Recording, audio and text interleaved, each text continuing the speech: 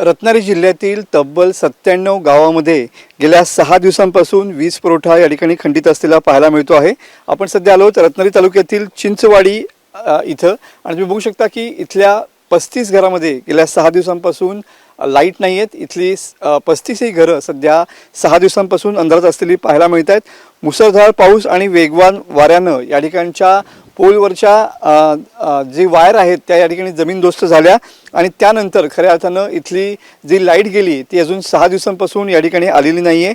जिल्ह्यातील जवळपास 12,000 ग्राहक हे अद्यापही अशाच पद्धतीनं गेल्या 6 दिवसांपासून अंधारात असलेले पाहायला मिळत आहेत। आपण सध्या चिंचवाडी खाकेवाडी यामध्ये आहोत आणि हीच याच घरामध्ये सध्या गेल्या 6 दिवसांपासून वीज नसल्यामुळे इथले नागरिक जे आहेत ते हैराण झालेले पाहायला मिळत आहेत। आपल्यासोबत इथले ग्रामस्थ आहेत, आपण त्यांना विचारून घेऊया। साहेब, नेमकी काय परिस्थिती आहे सध्या? काय 6 दिवस तुम्ही कसे राहताय? 6 दिवस इथे अंधारामध्ये मेणबत्त्या वगैरे आणून जातो, पण तरी पण मेणबत्त्यावरती एवढं काय आमचा जेवणाखावणाचा होऊन जातं, पण मुलांच्या अभ्यासाचा साहेब भरपूर प्रॉब्लेम होतोय, कारण मुलांना अभ्यास करायला जमत नाही काळोखामध्ये। बरोबर आहे। 6 दिवस झालेत, इथे कोणी आलंय का महावितरणचं किंवा काय नेमकी सध्या परिस्थिती काय आहे? तुम्ही कसे राहता इथे 6 दिवस? फक्त पहिल्या दिवशी जे आले होते वायरमन ते फक्त सांगून गेले की आम्ही दुसऱ्यांना कॉन्ट्रॅक्ट देणार आहे, तर ते येतील 1-2 दिवसामध्ये येतील। तर अजूनपर्यंत 4-5 दिवस झाले, अजूनपर्यंत ते आलेले नाहीत। बरोबर आहे। तर काय परिस्थिती आहे सध्या गावामध्ये? कारण तुम्ही 35 घरामध्ये या ठिकाणी लाईट नाही, काय कसे राहताय तुम्ही? दररोज रात्र कशी काढता? रात्री आता मोबाईल चार्जिंगसाठी पण हे होतात आणि शाळेतली मुलं अभ्यास करण्यासाठी पण त्यांना प्रॉब्लेम होतो।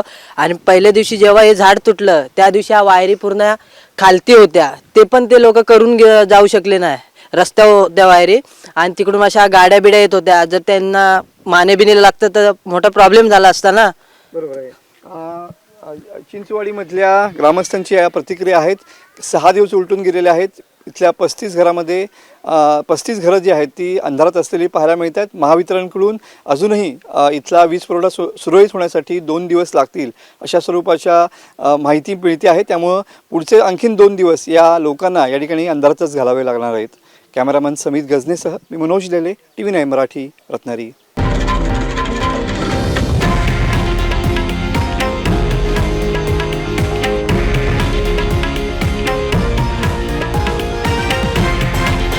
हे आहे देशातील नंबर 1 न्यूज नेटवर्क आणि आपण पाहत आहात TV9 मराठी, एकमेव।